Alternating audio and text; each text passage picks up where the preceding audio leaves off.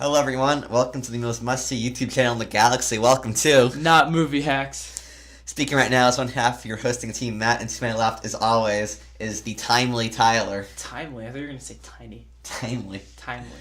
Except for today, where you didn't where you tried to get out of not bringing your mic over. Yeah, I walked like 5 minutes one way, had to walk back 5 minutes, and walk back 15 minutes the other way. Much like Samuel Tarly in his first chapter of Beast for Christmas. Okay. No, he doesn't. He makes up 5 steps and gets tired. All right. So, what movie did we see today, Matt? We saw... Well, we didn't see it today, we'll give up the illusion like we did. Yep, it's absolutely. 3 billboards outside. Three billboards outside Ebbing, Missouri. There you go. And Tyler, would you mind telling me what this movie is about? So this movie, without spoilers, in being very vague, is the general plot is a woman loses her daughter, puts up 3 billboards in a small rural town to kind of to kind of like piss off the police department so they do their job. Provoke. Piss off is fine. Same words. To provoke the police department to solve the murder of her daughter's crime. And there's a lot of other little things in it, but that's the base thing about the movie without giving away anything. Yeah, because there's a lot of twists in this movie that we didn't see coming. A lot of unpredictability, So we're going to start with our non-spoiler section. Yep. And then we're going to go into spoilers in probably like a few minutes. We won't put in time. No, we won't. Timestamp though. Because we're too lazy. Because we're going to tell us in-depth review. Yep, so everyone will click on it, and it won't be in-depth. All right. So let's first talk about who Martin McDonagh is. So, McDonagh? Martin McDonagh. I thought it was like Martin McDonagh. Whatever, McDonagh. So, he is the director of Seven Psychopaths and In Bruges. Yep. Yes. I've only seen Seven Psychopaths. I've seen both movies. And he's probably one of our favorite writers/directors. Seven Psychopaths is a fantastic movie. Yeah, he's only done... This is only his third feature-length movie. I know that he writes a lot of plays. And I saw some short that he did on YouTube that was pretty good. Can't remember what it was called. I mean, if it takes him 4 or 5 years to get a movie this quality, I'm okay with that. So, but his whole thing is that like he likes to like subvert expectations in his movies. Like nothing is really. All his movies are just very unique. Like no movie he's done feels exactly the same as the other one. Like they all have like somewhat of a similar writing style, but like the tones of each movie are very different. Like In Bruges more like a slow burn kind of tragic movie. Seven Psychopath is more like a witty, dark comedy. This is more of a dark comedy too, but it has more of this like the Midwest American feel. It's more grounded. It's it's more grounded. It's very, very grounded reality, but still having his like signature dark humor. Yes. So let's start off with probably the best part of this movie, and that is the performances. So, can we do before the performances though? Because I have a thing. Yeah. So I want to. Can we do initial? Okay. Yeah. So, when I got out of the movie, I had this isn't really a spoiler, or I won't spoil it, but there is a slight tonal shift in the movie about 30 minutes in. That's it's just out of nowhere. And when I got out of the movie, it bothered me a little bit, and that was my only really complaint about the movie. But sitting on the movie, this movie, it benefits if you just think about it and you kind of let it sit. And it doesn't bother me as much anymore, or it doesn't really bother me at all. And I really, really love this movie. Yeah, we both love this movie. We just go see it. Yeah, so when I came out of it, I was like, that was a really, really good movie. But sitting on it, I was like, God, it's really, really good, grown on me a lot. I don't know, I know you came out of it and you were like, I fucking love it. Yeah, I love this movie. Let's get into the performances. Mainly Frances McDormand, who gives probably the performance of her career, and probably the performance of this year. Absolutely, everyone is. There isn't a single person who is even good. Everyone's just great in this movie. There's even like one thing that just shows there's a minor character, like a 19-year-old girl in the character, in the movie. Who you kind of like, you're just like, oh, she's just like a throwaway thing, but she has like a few scenes where she really, really stands out and is really, really funny. And and I feel like for Frances McDormand, like her character could have been really one note, just like hard older woman. Mm-hmm. But like you feel like the weight that this whole story is putting on her, and like despite the fact that she might like from an external view, like seem like this mean, kind of this like hard woman. You know, you could see like she's like, I'm damaged, like my past, like I want closure for my daughter, and yeah, I think this is probably her best performance, and I think that this is probably the best performance anyone has given this year in film. Really, you think just not best female performance, best performance in general? Wow. This year, yeah. She's utterly fantastic. She's like you said, she's one of the characters you can be very one note, a kind of hard ass woman that you can play for kind of a dark humor and dark comedy. But there are quite a few scenes where she just kind of breaks down, or does something that kind of feels like it's goofy, but it's really, really natural. Yeah. And you mentioned that a lot in the after the movie. You said, well, specifically one character, but I think this can be representative of the whole movie. Is the movie is goofy at times, but it all feels real life and real and like actually how people would react. And speaking of goofy, you're missing part of your mic. I am missing the pop filter. Oh man, I don't know where it is. Oh, it's right here. All right, found it. We're good. Let's just put that on. Let's halt. Not editing that out. Oh yeah, look at that. Just like a condom. There we go. All right. Okay, so speaking of goofy again, let's talk about Sam Rockwell. Who is the star of this? Not the star, but the standout. Yeah. Steals every scene he's in, has the best character arc. Is just, and he like in all of his roles, he handles like this goofiness, but also still feeling like a grounded character. Absolutely. And his arc is extremely believable, despite the fact that he's just like this really over the top. He always wears headphones. He's just dancing like a crazy, like a guy who's like dropped acid. But like there's something so like grounded about him too, and like even kind of sad. But he's such a phenomenal actor, and I'm so glad he decided to team up with Martin McDonagh again. Absolutely, this is probably my favorite. Whatever. One of my favorite Sam Rockwell performances is The Way Back. Oh and, yeah, and this absolutely bests that because he plays like, you ever see like just an idiot, someone who's really, really stupid. He plays that so well, but then things happen and he kind of has to stop and take charge and kind of turn his life around. And while you don't see the full arc, you get enough of it to where you get enough of where it's going to know there is a full change here from start to finish. But yeah, best performances all around. Woody Harrelson is fantastic. Peter Dinklage in the few scenes he's in actually was probably he's very funny, and it's actually probably one of the saddest parts of the movie. Yeah. Even though it was kind of more of a comedic. You're looking at my hair. It's a little like. I was just. Yeah. Okay, it's okay.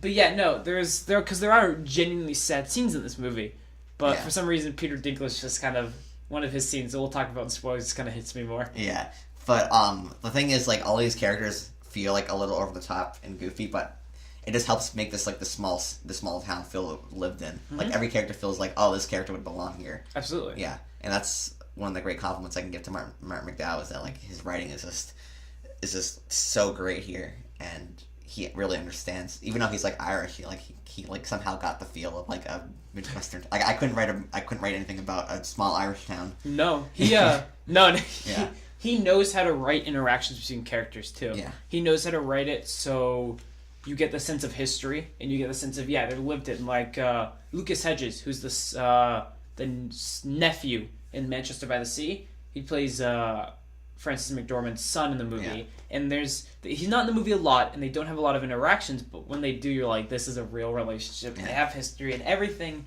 is just so utterly it's just amazingly written. The writing is one of the best parts of the movie. Speaking of writing, wow, that's the next segment. I'm freaking on top of this. Yeah. So I started off by saying like this movie is funny when it wants to be and serious when it wants. Funny when it. Wait. You got it? It made more sense when I wrote it. It's funny when it wants to be and serious when it needs to be. Yep. Like, there are some tonal shifts, but they never feel jarring to me. Like, it's handled so well and so seamlessly. It's like, it's shocking, but it's not in like a, wow, this came out of nowhere. It's, wow, this is realistic. Like, in real life. Like, real life is unpredictable. Yeah. And that's what is prominent in this movie as well. So, you know how you mentioned how when it knows to be serious when it needs to be. Because tying it back to like Marvel movies, where a serious moment is suddenly just, oh, we got to throw in a joke to to not get everyone too sad. This movie, yeah, you're right. It has its jokes, but its jokes are well placed, and when it's serious and when it needs to be kind of sadder and more somber, the movie doesn't let up. It knows what to do. It knows how to like work it, and it knows how to. This is all credit to Martin McDonagh's writing. Yeah. It knows how to get the most out of a scene, and then when he wants to get something like a laugh, he'll get it, and because you're already building up with these characters, and you're connected to these characters already so quickly into the movie. So it's not like a Joss Whedon movie where like everyone feels too witty. Like the jokes are witty from the writing perspective, but like they're like really just derogatory from like a real world perspective. Mm-hmm. Like with the they're witty jokes a person would make. Yeah, like in Joss Whedon, he makes jokes that you'd have to think of, and it's like no one comes up with that in the spot. In this one, this isn't a spoiler, but it's the cunt joke. Yeah, where Frances McDormand character goes, so there'll be no more cunts in this house, then Lucas Hedges' son goes, "What, are you moving out?" Yeah, and it's one of those lines that someone would say that. Yeah, someone would say that. It's great. It's just so realistic. It's so believable, and it was just the funniest part of the movie. Yeah. I also like this movie because it seems to, going back to this more serious parts, it seems to ask questions that don't necessarily have answers. I want to go more into detail on that in the spoiler section, but like the thing I like about this movie is that it kind of poses a lot of questions about society and about like revenge and forgiveness, but like it doesn't really answer anything, but it works with how the movie wraps up, and I feel like you can come to your own conclusion. Yes. There's no morality tale in this. It's kind of like a series of things, and you can kind of fill in the blanks for yourself. And that's a credit to the writing of this movie, because it's not trying to like give you a ham-fisted message about like racism is bad or something like a lot of movies do. No, this movie isn't even. I mean, in terms of racism is bad, this movie is the movie's very, very derogatory and doesn't hold anything back. No. And is very, very racist, sexist, homophobic, all these things all at once in one movie. And yeah, like you said, it doesn't hold your hand. It doesn't give you like, you should feel bad and this is how you feel and this is what you should think. It sets up characters who have issues, who have to solve something, and then just ends the movie. And you're like, you'll figure it out. Which will take a lot of people, because we saw it in the theater, and when this is should we get this? I just want to talk, like, we can get the spoilers tonight. I just want to talk about two other things, and that will take like 5 minutes maybe. Okay, yeah, sure. So I want to just talk about, we talked about the setting. The soundtrack is fantastic in this movie. Like, absolutely, like the kind of the country style themes, and like the boom boom boom. That's you got it. There you go. Yeah, the country music. Yeah, and I felt like just to give it credit, like the lighting, especially like the dark bars and everything, I felt like was really good. I just wanted to throw it out there. We don't want to just only focus on on Martin McDowell, like the people that are on screen and like the more prominent stuff. But I want to give credit to the writing, the soundtrack. No, absolutely, it feels like a real town and a real place that someone would live in. Also, they missed a chance to use another John Denver song. Yeah, they missed it. They could have been song of this year. Or I think it's like 6 now. 6 song of the year. All right, and then do you recommend this movie? Absolutely, it's one of the best of the year. Yeah. Please, if you watched our incoherent rant on art films, this is the type of movie we want people to see. Like, again, we still support bigger movies, but a smaller movie like this is just, it's a gem. You have to go check this one out. This is also McDowell's like funniest movie. Like, this is, I feel like this is his most like this isn't like an artsy movie. No, not in the slightest. Like In Bruges is probably his most artsy. This is his most. I'm not saying mainstream in like a negative term, but like it's the funniest. It's the most relatable. It's the most appealing to a wide audience. Yeah, and people like our theater was laughing. Yeah, our theater was. There's a funny thing in the movie where a serious thing was happening and someone started to laugh. Yeah, not really sure. And then as soon as like the next scene happened, they just shut up. Yeah, but like that's the thing is like this movie, like we said, it handles like controversial topics, and like people. And seeing people like try to react to that is like, whoa, this isn't like anything that I've seen before. I've still watched movies where they tell me that the U.S. Army's good and racism is bad. This isn't really answering any questions for me. No, and I mean, everyone gets so upset over these jokes, and like just going back to the cunt joke, everyone in our theater cracked up. Yeah. Like, it's not everyone, someone went, oh, I'm upset. Yeah, told I'm him offended we'll by that. Yeah, everyone was just kind of like, oh, shit, Yeah. yeah. So, yeah, it's the most accessible to everyone. Yeah, while I would still say so. being, well, still not holding anything back, we should say. Yeah. So, yeah, we both really recommend seeing this movie. It's as a wide release now, right? Is it pretty relatively wide? Typically. I think it's a little under 2,000 theaters now. Yeah, so... Which is somewhat wide, yeah. Obviously, if it's like an hour away, you don't go and see it. We'll get it on DVD. Actually, no, go see it. Yeah, go see Go it. see it. But yeah, if you get a chance to see it, there's really nothing else that's that great out right now. Justice League. Blade Runner's still out. Yeah, Blade Runner. Go see Blade Runner. Just check out this movie if you can. All right, spoiler section. Was there something you want to talk about? Because you 5 minutes ago, you were like, oh, we'll say that for spoilers. I want to talk about the ending. And that would be, I think... You want to get to that later? Yeah, sure. Yeah. So, spoilers again. Spoilers for 3 Billboards Outside Ebbing. Yeah, because I have a section about the ending later. You do? Okay. Yeah. So, spoilers again. You won't have me Death Day meet again. She saves the day, roommate's the killer.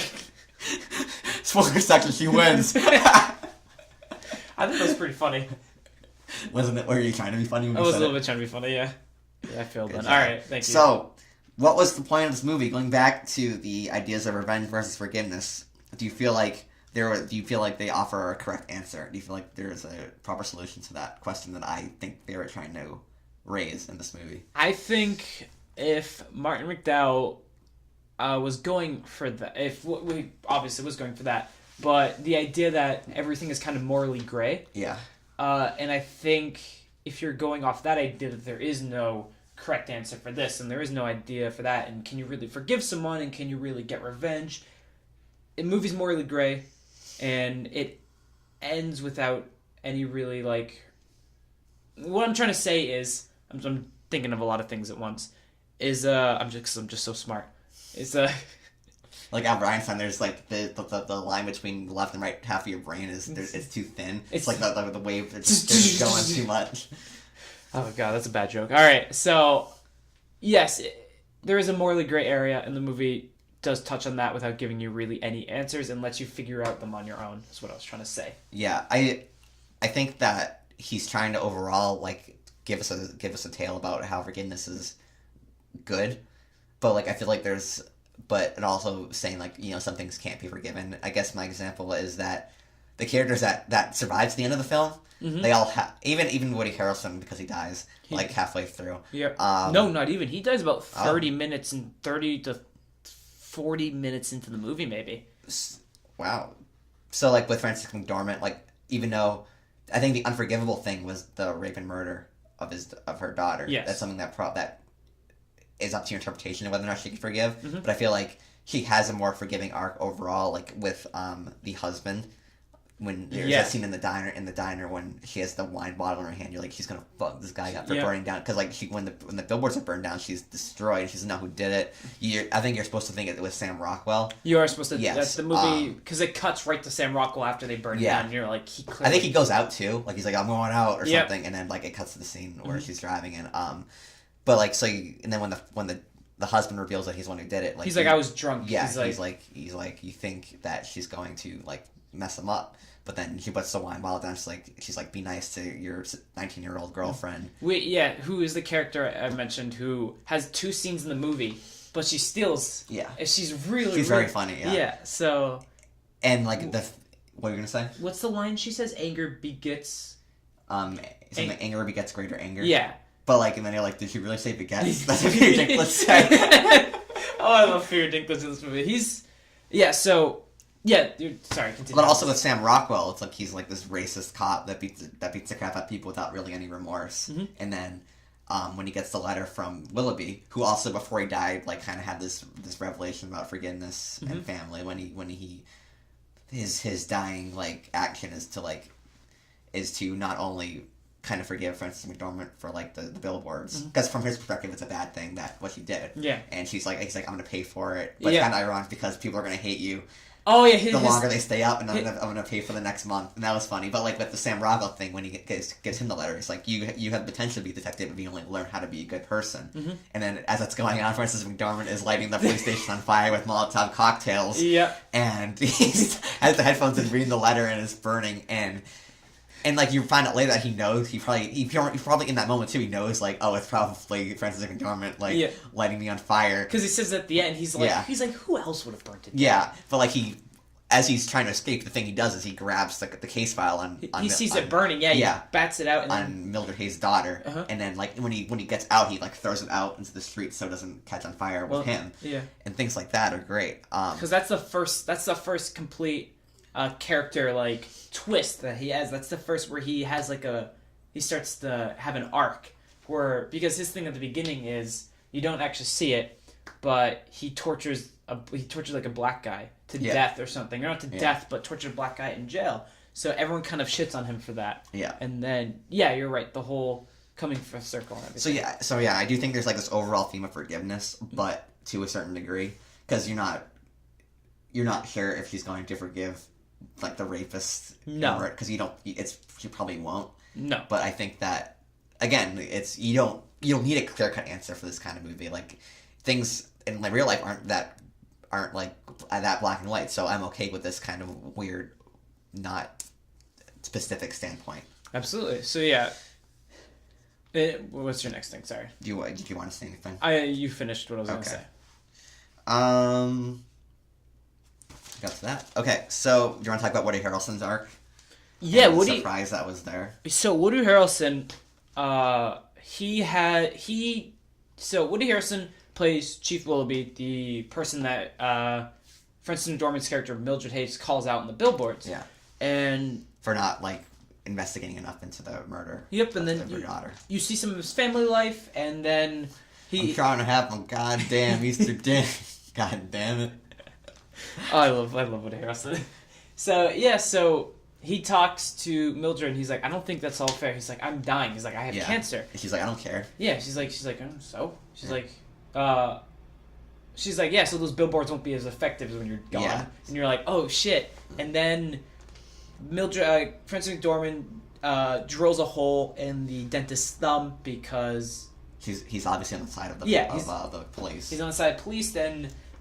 Chief Willoughby brings her in and is about to interrogate her, and you're like, okay, so something's gonna happen. You're like, something's gonna happen to Frances McDormand's character, and this is the tonal shift I was talking about. Because it's pretty funny up to this point. It's been a really, really funny movie, like consistent laughs throughout, and then Chief Willoughby coughs, blood goes on Frances McDormand's face. He's both freaking out. They have a pretty bitter exchange before that. Like they're like he's like calling her like an inadequate wife or something. Yeah. And things like that. Because he's talking about the 19-year-old, the fact that her husband went away, and then it's this really sudden shift where he coughs up, and she's all of a sudden like she's like I'll Google. Are you okay? Are you okay? Like it's this really jarring. Is the best way to put it. Kind of change, and then he gets taken away, and then this is when the movie does have its funny moments, but then focuses on it's like McDowell's saying like, yeah, we had her at last, but this is I want you to take this serious. And that's when you get the idea of where the movie's going, because for the first half an hour you're like, where's this all going? What's happening? Like I get 3 billboards, but how is this going to end? Then you get all of that, and then Woody Harrelson has a last day with his kids, and then goes up to the barn, puts a bag on his head, say, don't open the bag, telephone boys, kills himself just because you think he's going to go out there to shoot the horses. Yeah. So because his wife talks about killing the horses or whatever because they're his, and he kills himself, and you're just like, what the fuck just happened? Because Woody Harrelson is billed as one of the top actors in this movie. Yeah. And he's dead 40 minutes into it. But then you also get like his legacy kind of carries on through the movie, like with the letters and everything, and like how he kind of instigates the change within our other 2 main characters, Mildred and Sam Rockwell's character. It's Jason something. Yeah. So Officer Jason. Officer Jason. So his is like little like kind of fuck you to Mildred is the whole like everyone's gonna think you caused this because I killed myself. So you know what I did? I paid for another month. Yeah. Haha. Deal with it. And so Woody Harrelson does he starts the change for a really entire movie, which can only be caused by I guess his death. Also, do you want to go more into detail about Sam Rockwell? His whole how you kind of like so. He's kind of like a really crappy detective. You find out he's a police officer. He's a police officer. Sorry, found out it took him 6 years to get through the academy. Yeah, and he also lives with his mom. Which you think you're like, haha, you're making fun of him for living with his mom, but then you find out that his dad died and he takes care of his mom. So then you're like, oh shit. You're like, he actually has reason. He reads comic books at his desk. Yep, he reads comic books at his desk. He's a really, really awful police officer. Yeah. He beats the shit and nearly kills the guy who puts up the billboards. That was a great scene. That was an absolutely great scene. Because that's after all the police officers find out that Willoughby died. He goes across the street in like a fit of anger. Yeah. Beats the shit out of the kid from Get Out, which you haven't seen. Yeah. It's the brother from Get Out. Punches a girl. Yeah, she's like, what the fuck? What the poof? And then like punches there, Yeah. throws him out, nearly kills him. That's what leads to getting him fired, which eventually leads to his character arc. And then he also got the forgiveness. Going back to that with the kid who was sitting out the window, like he gives him the orange juice. Yeah, after he gets the burn marks and he goes to the hospital. Because you think this kid's kind of like really slimy, not really slimy, but you're kind of like a really weird. And then he's in the hospital. Sam Rockwell had a bunch of burns from Francis McDormand, and he goes up. He's like, hey, it's gonna be okay. Like you're like I'm doing okay. Like this stuff hurts. He's like, you want some orange juice? Here, I'll give you a straw. And then Sam Rockwell starts crying, and he freaks out because he realizes that's Sam Rockwell. Yeah, and then you still have the whole forgiveness thing with still giving the straw, and then that's the last to see of that character. But like Sam Rockwell's so great in this movie. Like during that long shot where he's going into the building and beating up everyone, like he just walks like this weird swagger. Yeah, like he's like just everything about Sam Rockwell and the way all of his characters are very similar, but they're all very different. Like this is definitely his most over the top character, but also I feel like he has. But also, like, his most realistic and, like, overall most... I wouldn't say over the top, because that goes to Seven Psychopaths. Oh, yeah. Yeah. But most realistic. Like, the goofiest character you'll ever meet, but he feels like, so scumbag, Yeah, it just feels like you're, like, I would... Like, you're alive. Like, you're a real person. And it's incredible. The writing in this movie is just so phenomenal. He gets mowed down. Fucking mowed down. Her head almost comes off. Her head does come off. It's not in this movie. That's in Seven Psychopaths. Yeah. So yeah, Sam Rockwell's character is the best arc and the most enjoyable in the movie. He's like, fuck it. Peace and love and all that shit. It's time for men to be men. Die! The Viet Cong guy gets it next when he takes his nunchucks. Nunchucks are Japanese. He takes his nunchucks and he got two of the bastards. You want to keep going? Do you want me to leave so you can reenact it? No, that's all I can remember. It's not all you can remember. Do you want to talk about Peter Dinklage? Who has about 3 scenes in this movie? Yeah, but they're great. Yeah, but they're great. His final scene is the saddest for me. Is when he covers Francis McDormand. You're staring at my hair. Sorry, it's so like it's multiple directions. Yeah, I know. It's bedhead.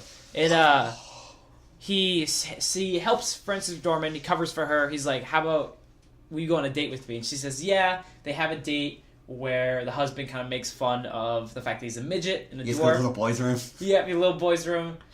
He has some of the funniest scenes. He clearly likes Francis McDormand, his character. And then she's like, you forced me to go on this date. And he's like, he gets to leave. He's like, what the hell? Yeah, he's like, I was nothing but nice to you. He's like, I was nothing but nice to you. I didn't have to hold up your ladder for you, which is a really cute moment because he held up the ladder because he's really short. He's a midget, and he gets it and he leaves, and that's the last you see of his character. But it's just like, it's really really sad because you feel for this guy. You're like, he really likes her, covers for her, and she feels like he forced her on a date, and. Peter Dinklage, I love that man. Oh, Peter Dinklage. It's funny because like in Game of Thrones he's like this like real ladies man. Mm-hmm. Well, I mean, granted he only talks to prostitutes for the first 4 seasons, but it's only like the first like 5 seasons. Yeah, but like still like he's very confident in himself, but then he seems to be he's very like shy. Yeah, he's like a shy little guy. And, Peter Dinklage. So I just want to talk about before we get to the ending. Like, I felt like. It was like an effective choice to have the one scene where Angela is in it, because like you think that like, well, I mean it's obviously that like that Mildred loves her daughter. Yeah. But the one scene that happened in a flashback is where she says, "I hope you get raped." Oh, it's 'Cause the they're last yelling thing at they each ever other. have together. Yeah, the Yeah, last conversation they have with each other. which the flashback came out of nowhere too. Yeah. It was kind of like It fit well. I mean, I didn't like. It wasn't No. like what? Yeah. No, it wasn't like a bad jarring. It was just kind of like, oh, there's a flashback. It was like an Arrow flashback. Yeah, I've never seen Arrow. I don't know. So, or I have seen Arrow, but where he goes back to the island, yeah, and he's just like, hey, I'm on the island now. Yeah, So yeah, it comes out of nowhere. It's the last interaction they have together, where you can tell there's a big family dynamic. She doesn't want to live at home anymore, and she's like, and the daughter's like, you know what? I hope I get raped when I leave. And she's like, I hope you get raped too. And then the scene cuts, and you're like, yeah, it's like, oh, fuck. It goes back to like, this movie pulls no punches. Like, it's not afraid to like, it's. This is not a Hollywood movie by any stretch of the imagination. This movie like is not afraid to show you the ugly side of humanity. No, like while also showing you the good side of humanity. Yeah. It does no. It does not glamorize. Something is like sometimes the last thing you say to someone, you'll never get another chance. Yeah. And it really goes like that's in the same scene as the cunt joke, the funniest joke in the movie. Yeah. It's the cunt joke. Then she leaves, and then you're like, that's the last thing she ever said to the daughter. Movie doesn't pull any punches, and then that's it. And her daughter is dead the next time. Yeah. You hear from her or whatever. So. Yeah. But it's. I mean, and also the whole family dynamic between Mildred and her ex-husband and her son is also very like good. Which was one of the scenes that I was really interesting to me because you get because they know that they kind of are they don't really know or believe that their dad beat their mom because it happened, but then in the scene. Well, this is where it's happening. You realize he comes. He's like, the husband's like, "What the fuck are you doing with the billboards?" Yeah. Like pins her against the wall by the neck, and the son comes up and holds a knife behind his neck, and you're like, "What the hell is happening?" But yeah, it does show a good family dynamic that because you get the scene right before that with the flashback where the son's like, "We have her right word for the beatings," but now he sees it and then he stands up and yeah. The son was very like his arc is very well handled because he's not just a mama's boy. No, but he also isn't just like a bratty teenager or anything. No, he has like he kind of. You feel bad for him. Like that's the important thing. Yeah, he's like I didn't really want to know the details about what happened to his sister. He's like, but now I have to drive by these billboards. He's like, it's not bad enough, but raped while dying. He's like, I didn't need to know that. And also dealing with like the fact that, although cops nowadays are like kind of not perceived in the best light. No, I feel like local cops are like it may be like a small town, especially like maybe like not especially like in like the opinions of Matt that's about to express does not represent the NotMovieHacks brand. But I mean like maybe in like a more white small community, like maybe they're more for cops. So like you get the feeling that it's a more close knit community. So. Yes, and you also see it with all other conversations, but you get the feeling like he's suffering at school because people are like, oh, why is her mom crapping on the cops? Yeah, you never actually hear. You hear like he's like I'm getting kind of like. He's like, yeah, I'm depressed. Yeah. My life is miserable. But yeah, he's not in the movie. There's a lot of arcs in these movies for characters that are barely in it, especially him, and he's like he only has like 5 scenes maybe, but all his scenes are really really effective because then you see the family side, the son side for how this is all affecting him and. Yeah, he's great in the movie. And that's the thing is like not everyone has. There's a lot of characters that don't have like arcs, but you get you know them through like their dialogue, and it's just such a credit to the writing in this movie. Absolutely. It's just great. It's so every conversation is just so investing because these characters are all deep and they all have dialogue that is realistic for them and conversations that are realistic between two characters in like a small town. Absolutely. So do you want to get to the ending now? Because it's getting pretty long. We'll get to this the like ending. A 40-minute review. Yeah, let's get to the ending. So my thoughts on the ending were... So what happens is you find out, or Sam Rockwell overhears at a bar that these guys killed a girl and like burned her with gasoline. You think, oh shit, that's probably Angela Hayes. Yeah. So he scratches the face, gets the shit kicked out of him, gets the DNA. You find out wasn't the guy. He wasn't even in the country. No. And he's like he wasn't in the country. He had a commanding officer. He's like I'm not allowed to say, but he's like I don't know what you're going through. He's like there was sand there. He's like that doesn't narrow it down. You're like Jesus. But yeah, so finds out he lives in Odaha.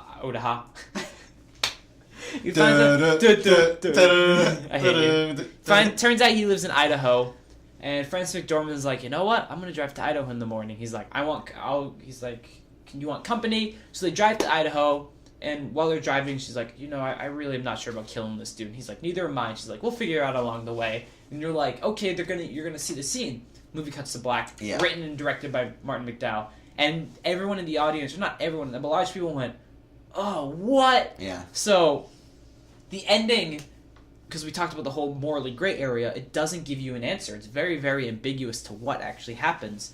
And for a lot of people who don't dissect movies like we do, or we try to do. Yeah, you're really blowing this out of proportion a little bit there. Really? No. A piece of shit. So, but someone who just goes to watch a movie is really, I don't think, going to enjoy the ending and enjoy the ambiguity of it. So, I mean... Yeah, I love the ending. I think it worked. No, it works. I know. I'm saying, but like a lot of people just sat in the theater. We were in the front of the first ones to leave, and we sat there for like a minute after the credits rolled, and it's like it's just even if they weren't satisfied with the ending, at least like it's getting them to think, and that's a huge compliment to this film, and like the fact that they care about these characters so much that they wanted to see more. Because it's better to have someone wanting to see more than like, oh, I've seen too much. Like you get with a lot of sequels and everything, and again with the whole forgiveness thing, it's kind of left up in the air whether or not like they can just say, you know what, this isn't worth it. And there's this whole underlying like existentialist feel. Again with Mildred talking to the deer, she's like, I don't know what's going on. I don't know if any of this has any purpose. Yeah. I don't know if there's anything after death. I don't know if you're Angela right now trying to communicate with me. Yeah, she's like, she doesn't, she goes like, she's like, you're not Angela, you're not her, she's dead, you're gone. Or she's gone. She's like, I don't know what you're trying to do, but like, thank you. And also with Chief Willoughby in his letters, he's like, I don't know what's going to happen after I die, but my last day with my family was great, and also with the letters, it's implied that he wants to make an impact on his community even after his death, despite the fact he doesn't know if anything he did had any meaning in the first place. So like, there's all that whole forgiveness / existentialism is anything. I don't want to say is everything futile, but like it's like this is like will I get anything out of doing this kind of feel that is tragic, but also I feel like can be a good thing at the same time. Absolutely. Like you don't like just because maybe life doesn't have meaning doesn't mean you can't give it your own, and I think that's kind of like their struggle here. So yeah, this movie, and I feel like the ending kind of fits that. It doesn't have this clear cut ending, and that's great. But that's basically all I wanted to say about the ending. That's all I wanted to say either. I just my thing was like, some people are not going to enjoy it. Yeah. But you're right, it will get people to think, because we did sit there for a minute, and we were some of the first people to leave. So it does get people thinking. But again, if you're going into this, I mean, this is a spoiler review, so, but if you're at this point and you're still not sure about seeing the movie, you might not like the ending. So yeah. So I mean, if you'll be prepared now. You'll be prepared now. So you might love it. I don't know. So yeah, we both highly recommend it. It's one of our favorites of the year. So thank you guys for listening. This is Tyler. And this is Matt. And wait, real quick. This review will be out hopefully by the day we're recording it, and we will hopefully have a review for Coco, a short one, soon, and then 2 more incoherent rants along with a Nick review that will be Matt's. So again, thank you guys for listening, and goodbye.